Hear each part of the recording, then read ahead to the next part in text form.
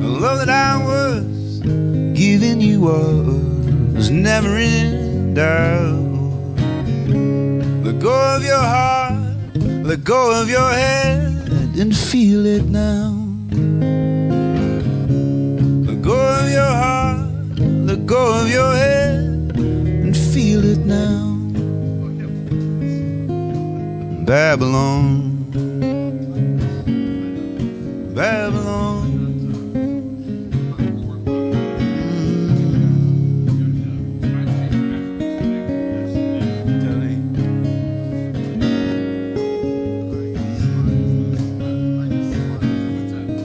Babylon.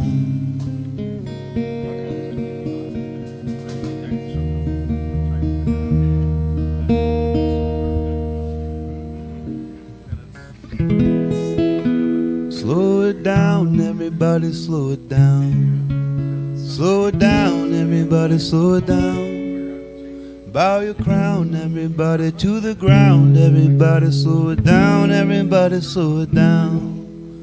Let it go, let it go, go, go, oh. Go slow, go slow. Everything's just one, we know, oh, so flow. Let it go, go, go, oh. Go slow, go slow. Everything's just one, we know, oh, so flow. We're all looking for something from the time we enter. We're all looking for something till we're back to center. Are you looking for something? Is it not in this room? Are you looking for something? Can it feel like doom? Let it go, go, go, oh. Go slow, go slow. Everything's just one, we know, oh, so flow.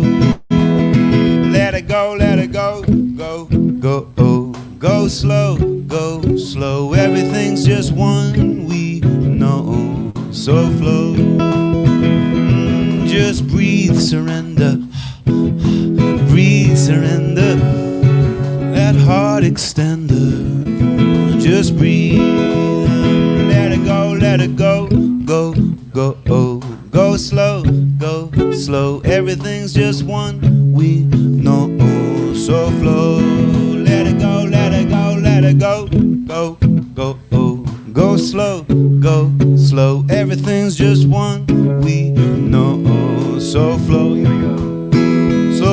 Slow it down, everybody, slow it down. Slow it down, everybody, slow it down. Bow your crown, everybody, to the ground. Everybody, slow it down, everybody, slow it down. Deep breaths on a Sunday morning. Happy Sunday, everybody. Welcome. Good morning. So we are the few, the brave, the courageous that were clever enough to set our flocks forward last night, and now we're paying the price for it. We woke up on time. We woke up on time, on somebody's time, yeah. Good morning to you out there in the internet world. So nice to have you with us here today. Yeah, I'm about a quart low this morning. I despise this time change. It's inhumane, I was telling you. It makes no sense. It makes sense if you own a bar in Florida and you want people to stay longer with more light to buy cocktails. But anyway, here we are, and it's a new moon. It's the first day of Ramadan. It's the day of the Oscars and all kinds of other important things. And I'm just so glad that we're here this morning to have this experience together. And let's see, the St. Patrick's Day party. I know that Andrea wanted to talk about that, and she's left the room.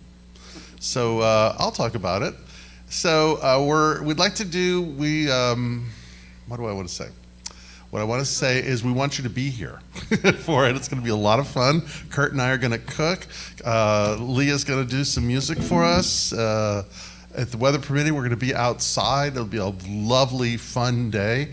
Our intention is to know how many people by the close of service today so that we can do our shopping tomorrow. So if you're planning on going, give us a shout out so that we know, so that we have plenty of food for everybody. So that's happening. It's at 4 o'clock in the afternoon. Yeah, it's about 4 o'clock here, and weather permitting, we're going to be in the courtyard. If not, we'll be inside. Annie, do you want to say anything about it? Yeah.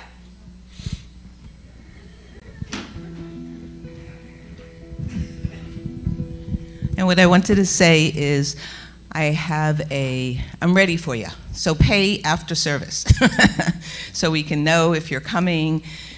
That's all. Let's see what else is going on. So there's a book study today, the final day of It's Not Your Money, and that's happening. We're having a board of trustees meeting today after service, and you are cordially invited to either one of those. I would say both of those, but unless you are a split personality, you could be in one room or the other room. But anyway, those things are going on today. Paul has his meditation on Wednesdays at 12:30. And we just finished classes, but more classes are on the way, and stay tuned for that.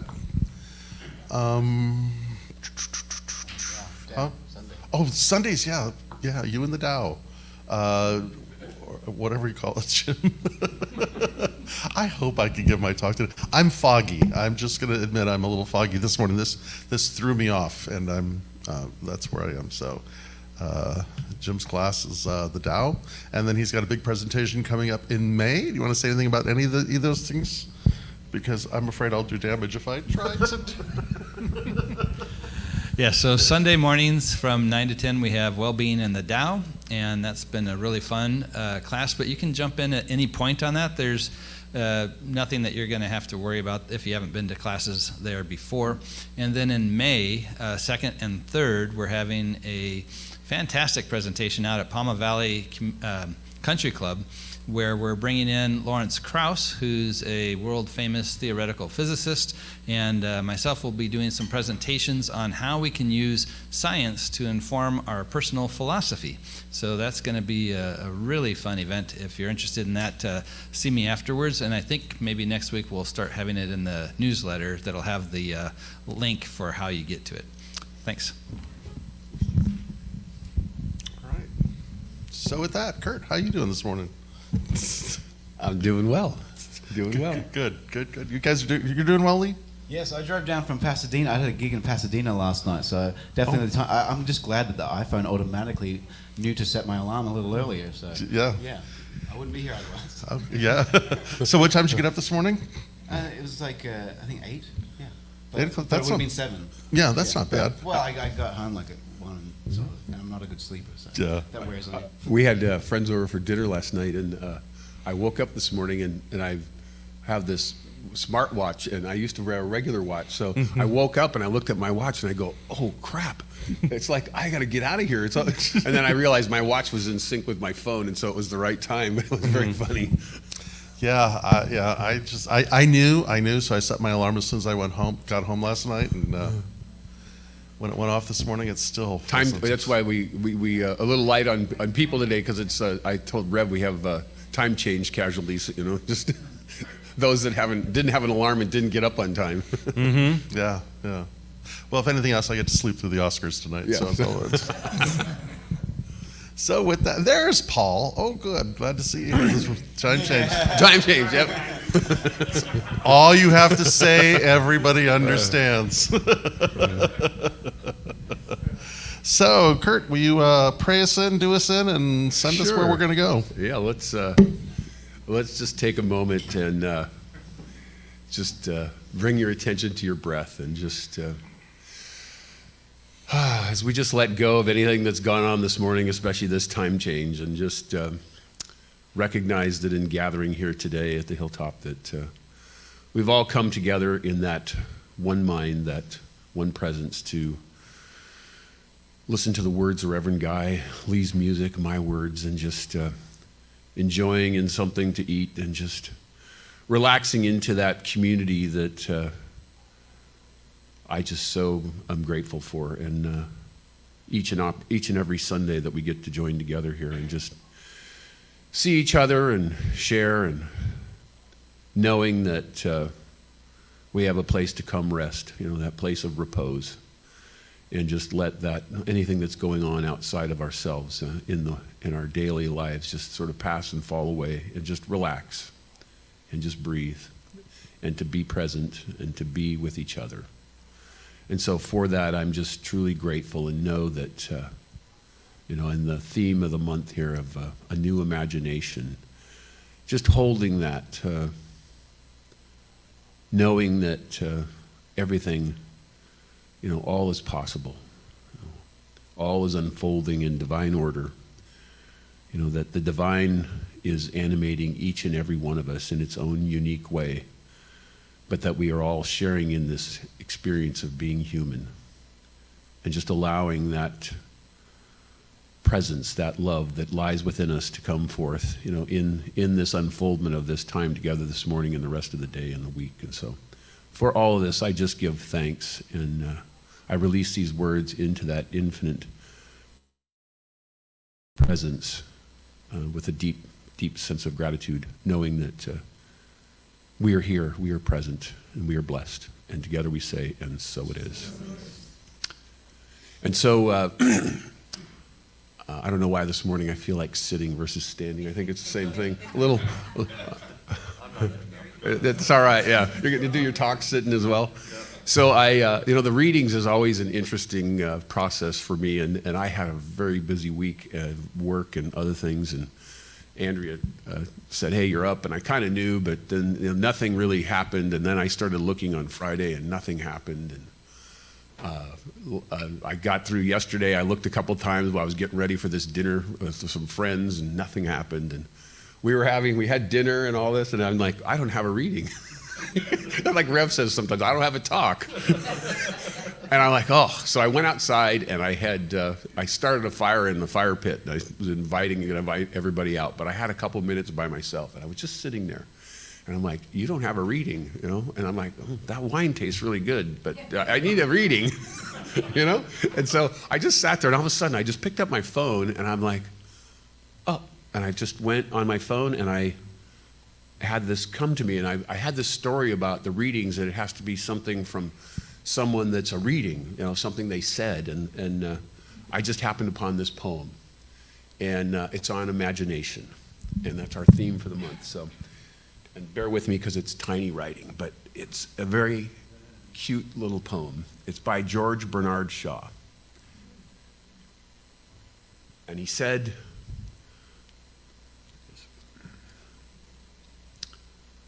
I used to play at pirates and sailed the 7 seas. Then I was a cowboy. These simple things did me please. I had a vivid imagination. Adventure was always on my mind. I discovered the joys of reading and escaped the daily grind. Once I lived with the Eskimos in the land of ice and snow. Went hunting and a-fishing. My fantasy was all aglow. I read a book on Jules Verne and went off to the moon. It was just to take a look, then it was time to return too soon. I spent time in the forests of Africa with Dr. Livingston as my guide, then off again to America with Huckleberry Finn did I hide. In my world of fantasy and imagination, I performed such wonderful deeds. A hero of all the nations, I was the one that did succeed. Then I grew up, my childish world at an end. I had become serious. It nearly drove me around the bend. I still do like the mysteries, the mysterious. This is the message I'm trying to send, and so it is. And so I'd like you to join me in a 3-minute meditation, and as you do, just as a part of our book study, there's a process of letting go and turning things over to God. And so I invite you right now in the meditation to just, whatever may be going on in life, anything that's troubling you or something that you want, whatever it may be, a desire, or, just take that and just hold that in your intention of just letting it go and turning it over to God.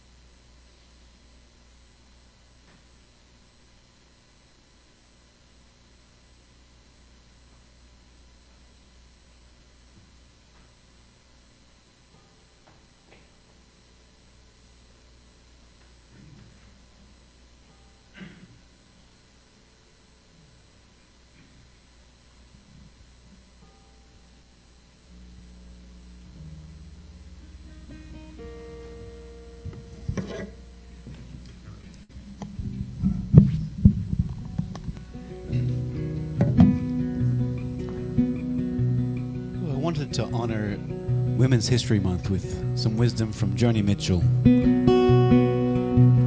The great Joni Mitchell. Yesterday a child came out to wander, caught a dragonfly inside a jar. Fearful when the sky was full of thunder, and tearful at the falling of a star. Then the child moved 10 times round the seasons, skated over 10 clear frozen streams. Words like when you're older must appease him, and promises of someday fill his dreams. And the seasons, they go round and round, and the painted ponies go up and down, captive on the carousel of time. We can't return, we can only look behind from where we came, and go round and round and round in the circle game. 16 springs and 16 summers gone now. Cartwheels turn to car wheels through the town, and they tell him, take your time, it won't be long now, until you drag your feet to slow that circle down. And the seasons, they go round and round, and the painted ponies go up and down. We're captive on the carousel of time. We can't return, we can only look behind from where we came, and go round and round and round in a circle game.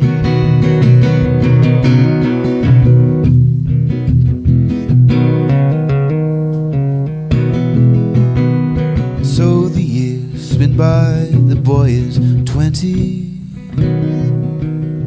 and though his dreams have lost some grandeur, coming true, there'll be new dreams, maybe better dreams and plenty, for the last revolving year is through. And the seasons, they go round and round, and the painted ponies go up and down, captive on the carousel of time. We can't return, we can only look behind from where we came, and go round and round and round in the circle game. And go round and round and round in the circle game.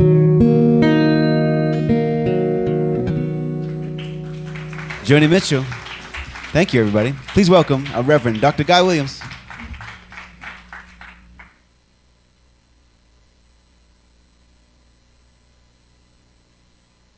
This week. Oh, really? Yeah, it's been really, it's just kind of there. I have a Pandora station when I drive, and sure enough, there's Joni and those clear. You know what's cool about Joni Mitchell is like every album is completely different from every other album, right? And it's hard to say what's a favorite. You know, Court and Spar, Hijira, of course. Anyway, beautiful and somewhat salient of where I want to go. And actually, two things. So my talk is. It may be a ramble, but I'm hoping it's more organized than a ramble. But it's kind of tied into two quotes, two movies, two books, maybe something else in there. But I liked what Jim was saying too, about using science to inform our philosophy. But just for the sake of a conversation, what I would also like to add is how important it is for philosophy to form our attitudes towards science, and how we need both, right? We can't go to one thing or the other, because then what happens, there's an echo chamber that we get into. And I was thinking about this of a movie I saw years ago, but I remember it because it was so disturbing. And the movie was called The Fog of War, and it was an interview, or whatever it was, a documentary on Robert McNamara. But then there's this quote that shows up in this book that I'm reading. Actually, I think Kurt is reading it now too. It's called A Terrible Love of War. And in it, Robert McNamara is quoted as saying that the whole issue of the Vietnam War was a result of a failure of imagination. Just sit with that. That war is a failure of imagination. What I would invite is to even go a little bit more with that. I heard this quoted once, and I'm not quite sure who said it, but war is a failure of imagination because we don't know how to do conflict. And what measures our capacity to do conflict? Can we do conflict and also practice kindness? See how they're a little bit, but they're not really if you kind of think about that. So this idea of a failure of imagination, I think, is probably the greatest danger we sit with today. And it's not new. I think it's a very old condition that we have. You've probably heard me say this, because I know I say it probably once every 7 hours. But one of my favorite books is a book by this man by the name of Robert Sardillo, and the book is called Freeing the Soul from Fear. And what he talks about is that when we are afraid, when we are anxious, when we are living in trauma, that our imagination flatlines. Because really all we can do is reference what we already know, because we're in survival mode. So there's really no room for novelty. And part of our spiritual practice is to create an environment that opens it up to this experience of surprise. And sitting with that, and also sitting with this song of Joni Mitchell's, this Carousel of Time, and how we can sometimes feel trapped, or like life is determined for us, or we're just literally on a carousel. I think that has to do with a level of complacency. So this other quote I've been sitting with all week, with this idea that war is a failure of imagination. That just, that's one of those that you got to set out in your garden and just think about that one. But this other one I've been sitting with too is from the philosopher Emmanuel Levinas, where he says, it is only the other that can surprise us. It is only the other that can surprise us. Now, I don't want to go too deep into Levinas, because I get lost. But he talks about the other is that strange or wildness that cannot be objectified. So it's the other is the thing that we don't have a handle on. It's the thing that comes out of the blue. It's the thing that astonishes us, and that's why it's a surprising place to be. And another way of saying that is this philosopher who I like. He's a modern philosopher and professor that I like. He has a book called Camping with Kierkegaard. His name is Aaron Simmons. I'm really enjoying his book and his writings. I had a chance to meet him. But he responds to that quote from Levinas, where it says it is that it is only the other that can surprise us. So he gives it a different twist, because what he says is if we stay enmeshed, if we're staying connected to the familiar, then in a real way what we are doing is insulating ourselves from the disruption of the unexpected. And I love that term, the disruption of the unexpected. Because what I want to offer is real change happens in disruption. Actually, what I'd even like to invite you to consider is this, is that healing happens because of a disruption.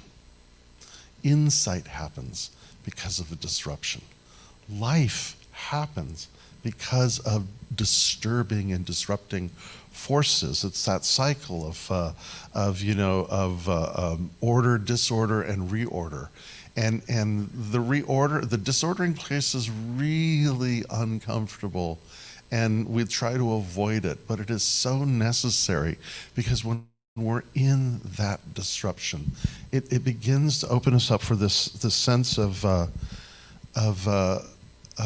insight or novelty. Because I think what happens is if we stay enmeshed in insulating ourselves from that, one of the things that happens is we start living, and I think that this is kind of indicative in the world that we live in, because this whole series of talks in Lent is to kind of play with the disruption of the teaching of this radical first century Palestinian to the power of Rome. It's the disruption of, peace through power and might, or peace through distributive justice. Where do we kind of go with that? But often I think we live under assumptions that we just go about our daily business as if they're actuality, and often they're shared assumptions, and they're shared assumptions because we have a tendency to gravitate. Let me not speak to you guys personally. Well, let me speak about myself personally. What I know is it's easier and more comfortable for me to associate with people who share the same assumptions I do. Anybody else guilty of that? Thought so. But what happens with that is that if we do that, then when something happens that challenges our assumption, all we do is retreat into our echo chamber. And I think this week was a really good example of that, because it doesn't matter what side of the political fence you're on with the things that happened this week, the national State of the Union address and the response that's given and everything that goes up to it and everything that happens after that really is a demonstration of how different people retreat to their own separate echo chambers and then reaffirm what they think is right and how the other one is wrong. And then we continue to stay polarized in that. Because what we're saying to ourselves is that, and God, I remember this so much during the pandemic, is what was it everyone was saying? We just want things to return to normal. As if normal is something that can be returned to. As if normal is something to seek, or to want. But it has to do with that. Please don't challenge me anymore. And so what happens is, then, as Levinas says, the other then becomes a threat. Think of how we as a nation deal with immigration, or the other, that someone's different from us. We have a tendency to villainize them or make them an enemy or make up stories about how, and it's not just, one particular thing, but how the disruption of the familiar is a danger to our way of life, or how the stranger we look at not from the ancient, injunctures of the Bedouin tribes, where the stranger is offered hospitality, but that the stranger is looked at with suspect. And it's not just in a physical form, too, because how many times do we have ideas or insights or thoughts that are coming to us, and we're like, well, wait a minute, that's just a little too radical. Maybe I need to dial this back because I'm afraid to where this will take us. I remember that as a kid, when I was going through, one of many deconstructions, but one of the first deconstructions where, I was living with this idea that I was I was putting my eternal soul in jeopardy, Don't think that. Don't let that thought take you someplace.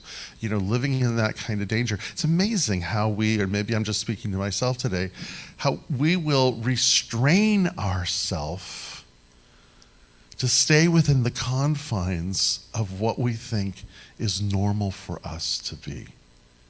Because we don't want to go to the wild places. And remember that book? Did you all read, Where the Wild Things Are, Maurice Sendak? But, I think there's probably no more than, 10 words in the whole book, maybe a little bit more. But when Max puts on his wolf suit and gets into all forms of mischief, one or the other, and he's sent in his room on a timeout, and there he goes to the wild places. He crosses the seas, he climbs mountains, he does all these remarkable and incredible things. He's literally deconstructing what is normal and where he can return to. He's a lot like Socrates in that story, and then he returns and his dinner is still hot. It's quite lovely. But I was thinking about that because, in order for us to truly break the restraints of complacency that living in the echo chamber does to us, because the danger is when we play safe, when we avoid the other, when we avoid the wild places, we become complacent. But in that complacency, we don't know even who we truly are, or what really matters, or even where we're hoping to go.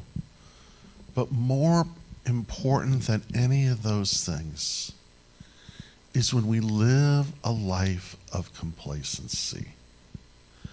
We don't know what's possible. Our imagination flatlines, and we may be even comfortable. The old saying is, just because you get to paint your cell doesn't mean you're free. Just because you get to decorate your prison doesn't necessarily make you free. It's that long leash that we think is so important. But I think there's also another thought about this too, and I was thinking about this other movie this week. Maybe I need to see it again because it's been so long. It was a movie called Into the Wild. Do you guys remember that movie? Oh, it's like a Greek tragedy, and it's based on a true story. It's about this young man who graduates from college, and he decides he wants nothing to do with the world that we live in, or the culture that we're in, or any of those kinds of things. And he goes off to spoiler alert. He goes off to Alaska, and he finds this abandoned bus, and he decides to live in there. But what happens is winter comes, and he's not able to get out. And he died. And it appears that the reason that he died is because he ate poison mushrooms or ate poison food, because he literally starved to death because he was stuck out there. And I think there's a lesson in that, which is, and I think any outdoorsman person knows this, is, don't go into the wild places untrained.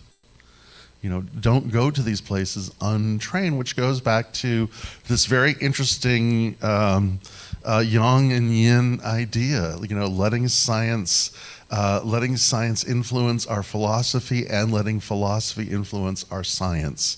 And how we begin to train to cultivate using the power of the imagination, which is the most important faculty that we have. It's what David Foster Wallace calls developing simple awareness. And the beauty of developing simple awareness, or just cultivating that sense, that faculty of awareness, is that we begin to learn, and especially if one spends any time outside, or just, I guess you don't even have to spend it outside, you just have to just be paying attention with a level of awareness and not complacency, is we begin to realize that things may not appear the way they seem, right? Because we're told things are the way they are, and yet intuitively we know they're not. And it's that, are we going to trust our eyes? Are we going to trust our intuition? Or are we going to trust those who tell us to trust them, tell us to trust us, how things are? And so I think developing this faculty, we begin to realize that things may not be the way that they are. One thing I think we also get to do is on that same level is things don't have to be the way that they are. Because how many times have you heard lines like, it's just the way it is. This is how it's going to be. There's whatever the case is, and all the lines and all the memes that we have about being complacent because things don't change. But, we can kind of wake up and go, hey, wait a minute. It doesn't have to be that way. One of my favorite cartoons ever, favorite cartoons ever, was a Gary Larson cartoon. And in the cartoon, you see these two bears, and they're having this conversation. And behind the bears, you can look past the bears, and you can see a circus trainer. He's in a circus circle, right? And there's a box, and he's got a whip and a chair, and he's got the whole thing. And the two bears are talking, and they both have, one of the bears has a muzzle, and the other bear doesn't have the muzzle on. And they're talking, and the bear without the muzzle is saying, hey, these things just snap right off. Things don't have to be the way we're told that they have to be. Some of the muzzles we wear, some of the leashes we have on, if you think about it, they just snap right off. We don't have to be confined by these things. And I think what that also tells us is we are free then to look that different views, different ideas are not a threat, but they're an invitation for us to look at our own views. And maybe we can learn something. What I'm finding more and more, I'm spending a lot of time with my stepfather these days, and it's a really interesting dance, because my stepfather and I are we're like the opposite of how we see the world. And he's always railing against one thing or the other, and I just kind of want to pay attention and just sort of listen. But instead of just getting ready to say, well, you're wrong and this is why you're wrong, or this is what you should know, or whatever that, it's like, maybe I should pay attention, because why does he feel the way that he feels? What's going on with him? What can I learn from the experience that he's having, and how can I practice kindness in this? Which brings me to this whole thing I think that I want to say today, which is surprises are possible. Amazement is possible. Wonder and awe is possible.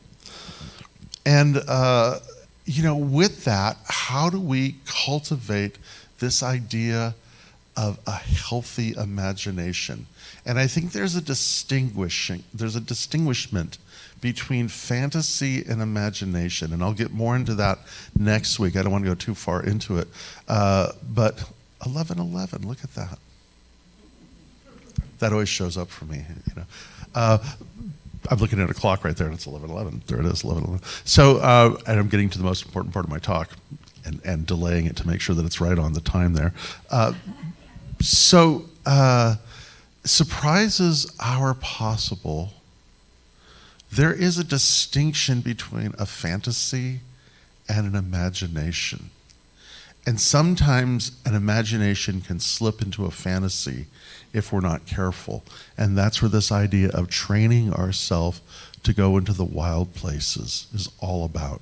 And what I want to offer, and again, I'll get more into this next week, but a fantasy usually begins with the words, I wish. I wish I had done this. I wish I had done that. I wish I could have done this. I wish this would happen.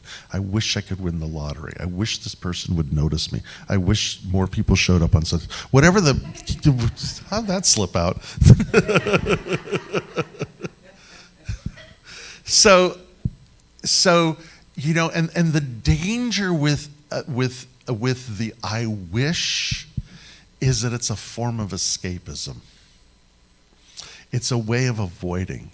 It's a way subtly of reinforcing our complacency with how we believe things to be the way that they are, because the fantasy usually has us ruling the world or some divine intervention or something. But maybe another way of engaging the imagination, instead of saying I wish, is to say what if. I love those two words together. What if? Because a fantasy often takes us out where the imagination puts us right in the middle. So I was driving over here today thinking about, the what if, and, all the warnings about what if, wet paint. What if I touched that? I get wet. What if I push that button? What if I do that? But what if my world is bigger than I imagine it to be? What if I actually did the thing that I said that I was going to do? What if I really applied myself to this certain thing? What if I called that person and made peace? What if? And to sit with this idea of what if. And with that, I think the most important question we can be asking ourselves, and you'll hear me say this through Easter, comes from this guy, Aaron Simmons, in his book Camping with Kierkegaard. I'd hike with Kierkegaard. I don't know if I'd camp with him, but what is worth my finitude? What is worth the life that I'm living?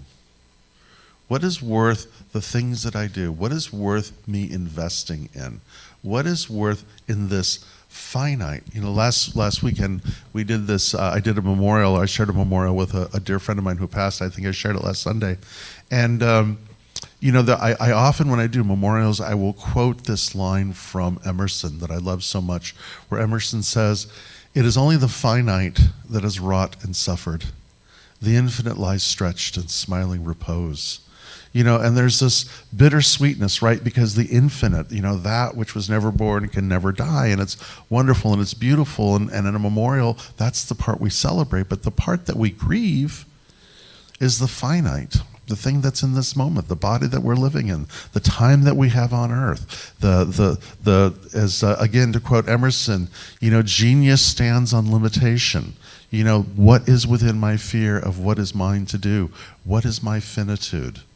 And at the end of the day, in all the things that I am doing, and maybe I'm escaping from this in fantasy, but if I truly apply my imagination of what if, what is worthy of my finitude? And I just invite you to sit with that question today on this new moon in Pisces. What is worth my finitude? Thanks.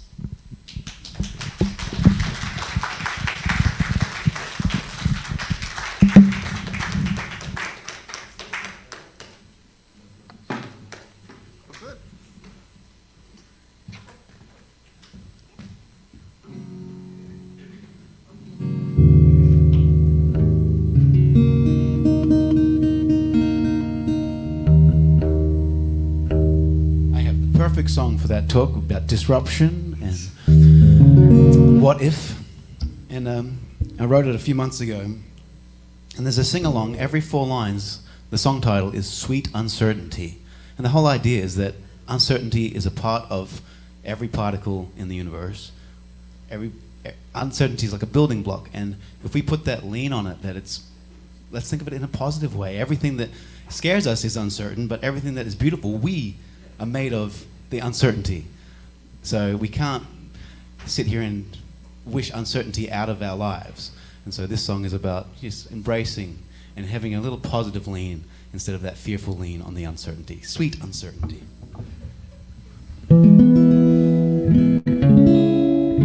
So every 4 lines I say, sweet uncertainty. Every 4 lines you can jump on that one. Oh, it's been a day.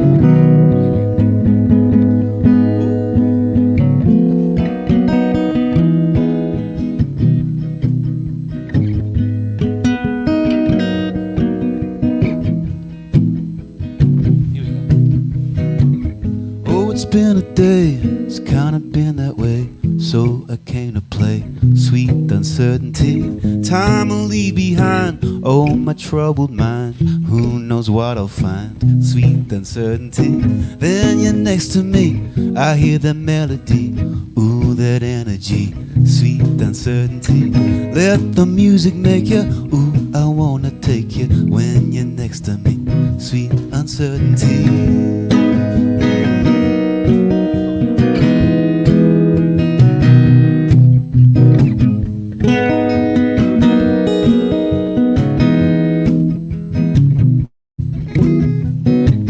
Picture perfect bliss, wish I could dream like this, an endless summer's kiss, sweet uncertainty. All the time you burn for that pain unearned, all the lessons learned, sweet uncertainty. Then you're next to me, I hear that melody, oh that energy, sweet uncertainty. Let the rhythm take you, ooh I wanna make you when you're next to me, sweet uncertainty.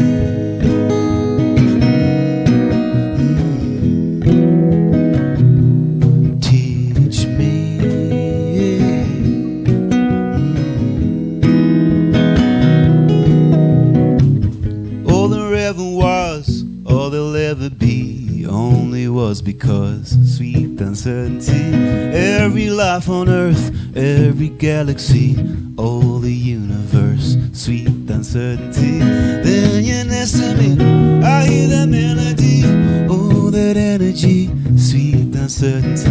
Let the music make you, well I wanna take you when you're next to me, sweet uncertainty.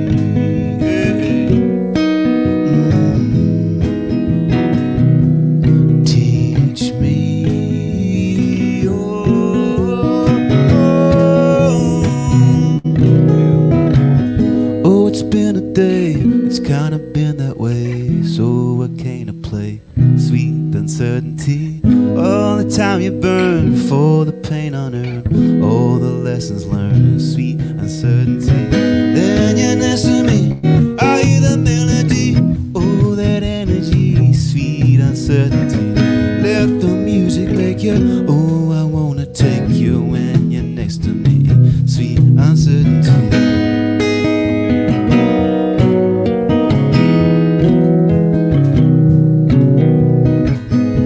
It's been a day, it's kinda been that way, so I came to play sweet uncertainty. Time will leave behind on my troubled mind, who knows what I'll find. Hey, thank you very much. Yeah, love to hear your voices, thank you.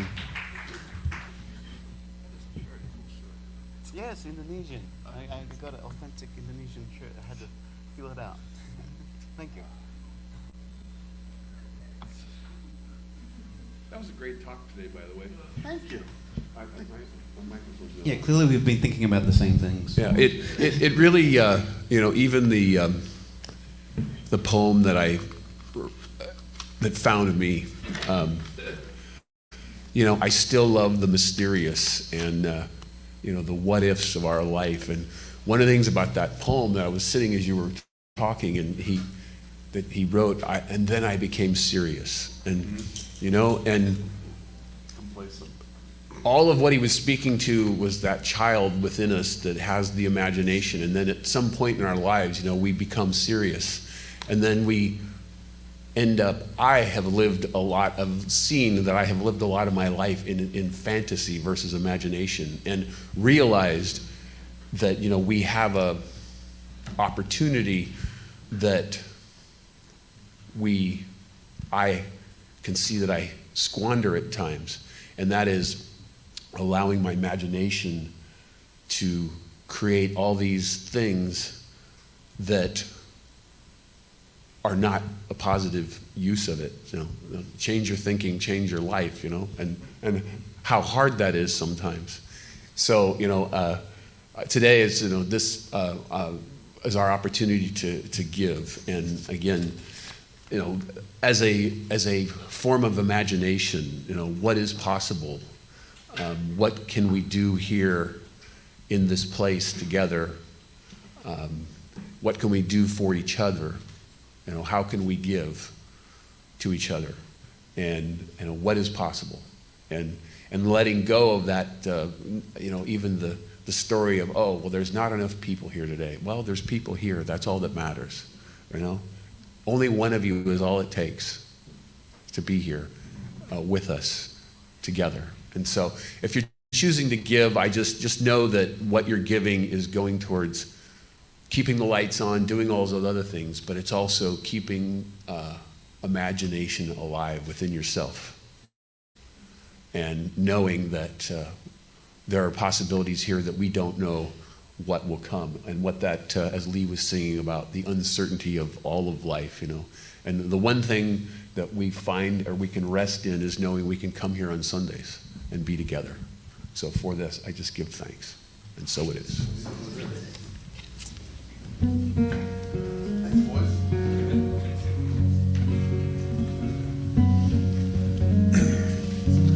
Oh, and I did want to share something with you guys. Just on a footnote, I recently went to where my dad, I think I told you my dad has Alzheimer's and is in fairly late stages of it, but I went there the other day to take care of some things because his care changed, and I just, it just falls into this imagination thing, which is just fascinating.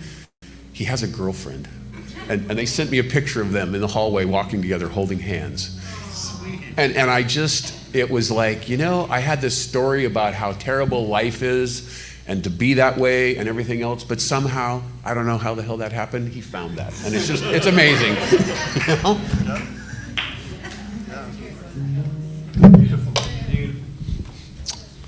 So thank you guys for being here today. Thank you, Kurt, for all that you've said and all that you do. And rumor has it there is chicken of one form or another. You did some kind of chicken thing? I did, and Ann did. It was I know, Ann. It's Chicken Day, guys. Chicken Day, yeah. It's the day of the chicken. Because I think Ann did wings, and what did you do? I got fried chicken and baked chicken. Nice. So it's a chicken day. It's chicken. And we have fresh bread. We always have fresh bread, salad, and yeah. And cookies. Oh, well, goodness gracious us. And a blueberry cobbler. We'll just keep hanging out here, and more stuff starts coming too. A blueberry cobbler, yeah. And a free car for everyone. No, that's fantasy. That's fantasy there. See how that goes. Yeah. Yeah. Just imagining that cobbler, yeah, with the chicken or wherever I don't know. How many people can guess I didn't get enough sleep last night? Holy cow! So Rollo, bless his paws. He has trained us because he's a German Shepherd and he has an important job, which is to keep all of us safe. And so what that means is, once or twice during the night, like 1 o'clock a.m. is his usual thing, and then about 4, he'll wake us up to go outside. He's got to go outside and carry on. And I watched him, and all he's doing, he's just kind of patrolling the area. He's not really doing anything. He just kind of does a walk around the backyard and make sure everything's all right, and turns on the light, which I'm sure is annoying our neighbor, and then he lays down and takes a nap. So why did I go off on? because I haven't slept. Yeah. This is, Rolo did. Yeah, this is Reverend Dr. Zombie. Alive today, yeah. Well, part of it is because we celebrated Steve's wife's birthday last night, which was a lovely, lovely event. And there may have been wine there. I'm not saying anything other than, God, I just better stop. Thank you guys for being here. Thank you, Steve, for showing up, because I understand you were up till like 1 a.m. And then, and here you are. And so this is a great time to ask Steve lots of questions today, because he's like right on top of things himself. And I want to thank Chris for being our greeter today. Always Lee and Jim, thank you guys so much. And of course, there's cool things in the gift shop. Go check it out. There's 3 great women in there that will help you part with money. And adorn yourself. Kurt, it's always a pleasure to have you. Andrea, thank you for everything that you do. Mark, thank you for showing up today and doing what you do. And I'm looking at you and I'm thinking, Mike Popovich came in this morning at about 8:45 and made coffee for us. So thank you for that. Yes, all is well. I can't wait to get there.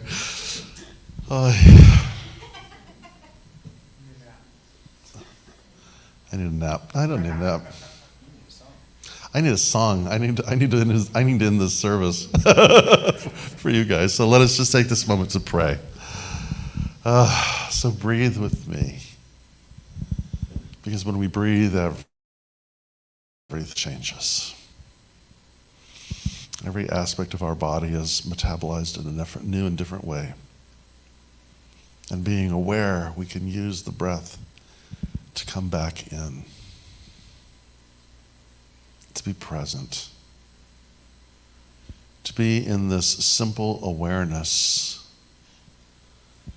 that there is a presence that pervades all life, all things, that we live in a universe that is unfinished and yet filled with beauty and amazement and wonder. That our lives are just like this universe. They are imperfect, unfinished, and good, and beautiful, and amazing.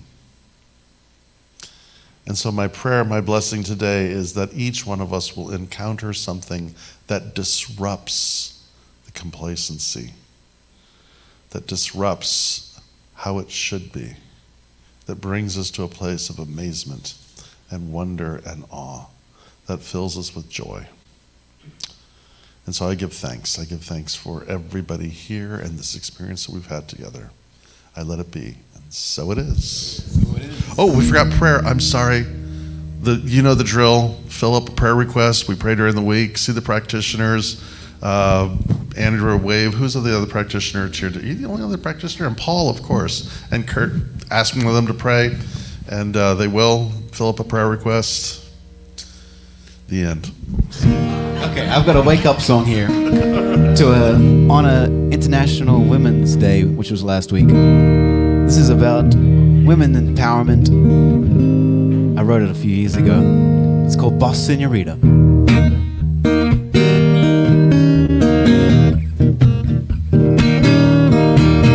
You can tell by her walk now, she don't play games.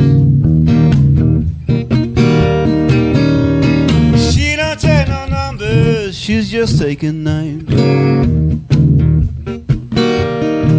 Well, you best be careful if you try your luck, yeah. Because you'll blow your mind, but you'll lose your brains. She don't need no lover to pay no electric bill, no. Don't worry about her business, she's gonna seal that deal. If you're too scared to approach her, I know how you feel, yeah. If you're too scared to approach her, then I guess I will. She's got that old time swagger. with that new school touch. It's not if you love her, it's just how much. She don't want no bad boy or boy toy either, just some respect for a boss senorita. Oh yeah.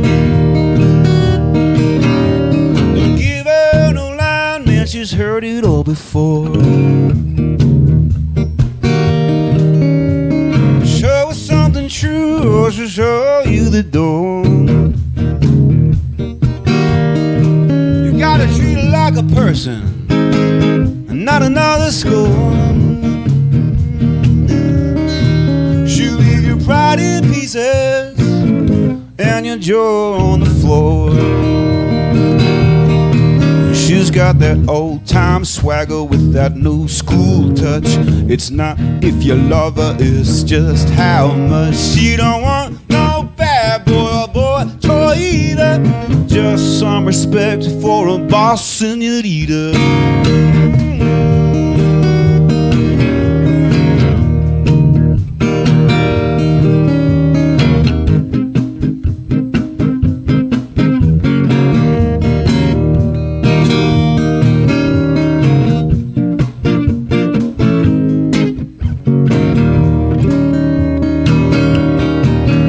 If you wanted how I did, well, I guess you say I failed.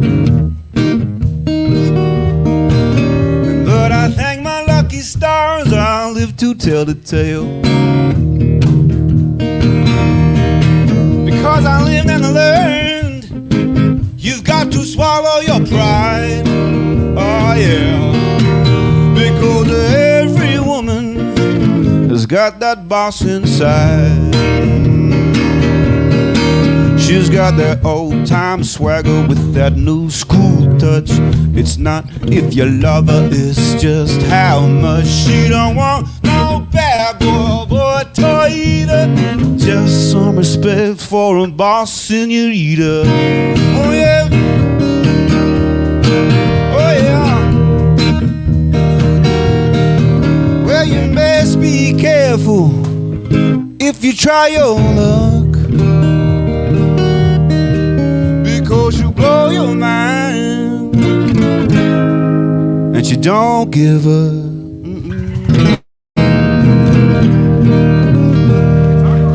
Thank you very much. Happy Sunday, everybody.